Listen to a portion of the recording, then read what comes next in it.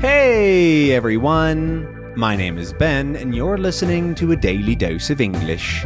This is a short, simple podcast that you can listen to every day to improve your English. You can find the transcripts for all episodes and more on benslanguagelab.com. I'm glad you can make it today. In this episode, we're going to be talking about keyboards. Keyboards. And again, there's actually two different things I want to talk about that are both called keyboards. The first one is this thing that you can hear right now, my keyboard for typing. And that's nowadays the most common thing that you'll think of when someone says keyboard. And yeah, I don't know. Every phone, every computer is going to have some kind of keyboard in order to input stuff. And they're very effective at what they do. Well, sort of. I'd say vaguely interested in keyboards. I've learned some things about keyboards. I follow a bit of stuff about them. I have a mechanical keyboard, but I wouldn't say I'm like an enthusiast or anything. I don't have any strong opinions on keyboards or anything like that. And I say that because there are a lot of people that have lots of strong opinions and they really like keyboards. Specifically this scene of mechanical keyboards. A mechanical keyboard refers to the kind of keys that it has. A mechanical keyboard, when you press the key, there's a mechanical switch inside, which registers the input, and then it sends it to the computer, and that's why they can be quite loud. Right, so that's just me pressing one key, right, that's a bunch of keys. And they sound quite loud because there's mechanical switches going up and down for every single key. The other kind of keyboard is I don't remember the name. A membrane keyboard, I think. Something like that. But instead of being individual keys, it's sort of like a mat that lays down and then makes contact. You probably have this on your... on any cheap keyboard or a laptop are always going to be a membrane keyboard because they're really cheap, really easy to make, and they work great. Like they do work fine. I have a membrane keyboard on my laptop that I think is excellent for typing. It is very comfortable. It's super nice. I definitely like that one a lot. However, there are many advantages to mechanical keyboards, such as them being very customizable. Right, so or very repairable, so you can choose the kind of switches that you have. You can choose the keycaps. You can choose lots of different things with a mechanical keyboard. You can more easily customize them, like their layouts. So you can find mechanical keyboards for lots of different crazy layouts because people can make them on their own. Membrane keyboards are harder to make one of because the idea is that you make several thousand of them or hundreds of thousands of them. And so mechanical keyboards can be great for smaller custom projects and stuff. And there's lots of reasons to use them. They also can light up a lot better and they're fun. And mine is definitely more comfortable for typing than the one that I had before, which is kind of a crummy membrane keyboard, which works fine, but they just can be really nice for using in general. They're nice and heavy, and that sort of thing. I actually also have a custom keyboard that I got because I was interested, and it explores other layouts. So the layout of a keyboard is basically the order of the keys and how it's shaped. So the standard American keyboard, I think in a lot of English actually, is going to say QWERTY, UIOP is the first row, and that's why they're called QWERTY keyboards, QWERTY layout. But they're also laid out kind of in a weird structure.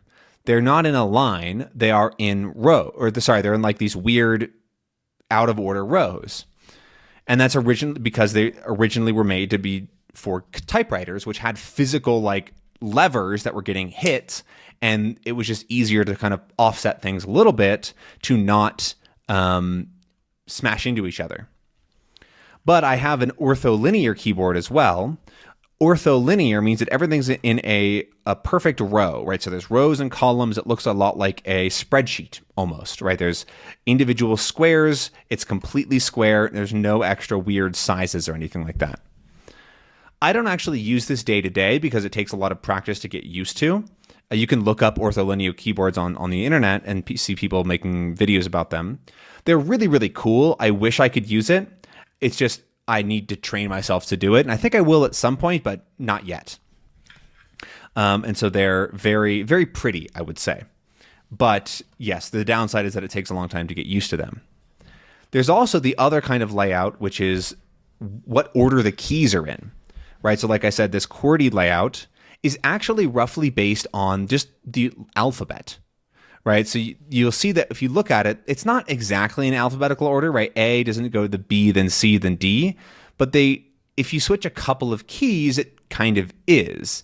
And that's because they didn't really have any reason for switching most of the keys when they originally came up with the design, because it was sort of good enough and made for typewriters, which weren't very fast anyways. But there are significantly better ways to lay out a keyboard and to minimize wrist movement or finger movement or whatever it might be. And so there's a bunch of different keyboard layouts that just totally change the location of the keys in order to have your hands physically move less. And they are objectively more efficient for pretty much every single language that types. However, it also does take a ton of time to learn. And so if you want to like switch to, I think they're called like Dvorak and Colmac, things like that. You can, but it takes a long time to learn. And then you can't type on other people's keyboards, which causes problems. But it is cool, at least.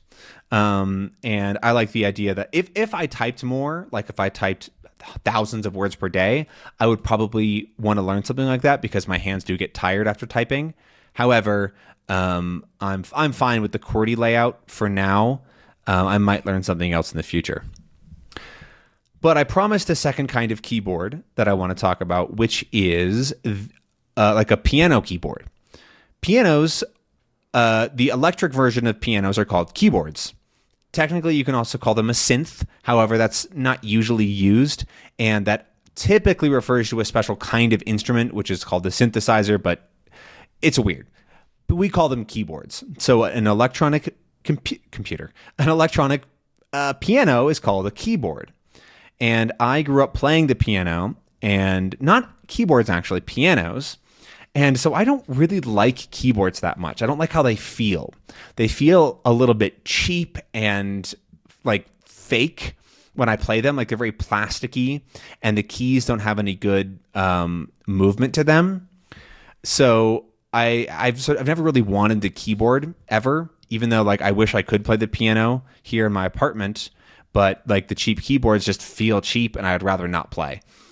However, there are really nice keyboards as well that have weighted keys that do feel like you're playing on a grand piano or whatever.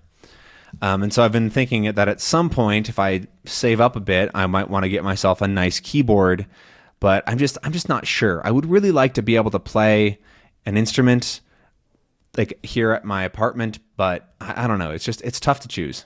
Because it's like an investment, like not investment. It's just spending money, and like, do I actually want to use it? Am I going to need it? Yada, yada, yada, yada. I don't know. I think I do want to get back into playing piano, and keyboard is the only real good option here, since I don't want to like make a bunch of noise, because I would probably play in the afternoon or the evening or whatever, and so I feel like it would just be annoying, and so I'd like to use a keyboard. Plus, keyboards can be really fun, as you can have different sound effects or things like that. So. Yeah, that's the other kind of keyboard that I'm aware of. I don't have a ton else to say. I haven't played piano for quite a while, but I definitely have an appreciation for the keys, as you might call them. If you go to see like a live band at like a bar or something, they might say that somebody's on keys, and that somebody's their name. So with Ben on keys instead of piano. Because it's a more cool way to say it, even if they literally are playing an actual like piano, which is the full-on instrument with strings and stuff. There's a stand-up piano and a grand piano, or upright piano, sorry, is the name, are the different kinds of pianos that you might come across. There's more, like baby grand and all sorts of stuff, but those are the two main types you'll see. The upright pianos are the ones that have their strings upright, because there's strings inside of a piano, and so their strings are up and down, so they go in the direction of gravity, basically, and so they're a lot smaller, and so you can fit an upright piano in about the size of a desk. A grand piano is the one that has the strings laid out in a big box behind the piano. That's what you'll see on like a concert hall or a musician's house or something like that, if they really like pianos, because they do sound better. They're bigger. They have more space to make sound, and they're really nice, but they're also huge and really expensive because there's so many different parts and pieces and stuff. But yeah. Anyways, that's the time that I have for today. I hope that you enjoyed this little chat about keyboards, and maybe learned a little something. I'm curious. Let me know down in the comments. What kind of keyboard do you use at your computer, or do you have a keyboard for playing piano? I'd like to know. But that's all that I got for today. Thank you very much for listening. I hope that you enjoyed this and have been enjoying the recent episodes. But I'll see you again tomorrow for another episode. Bye.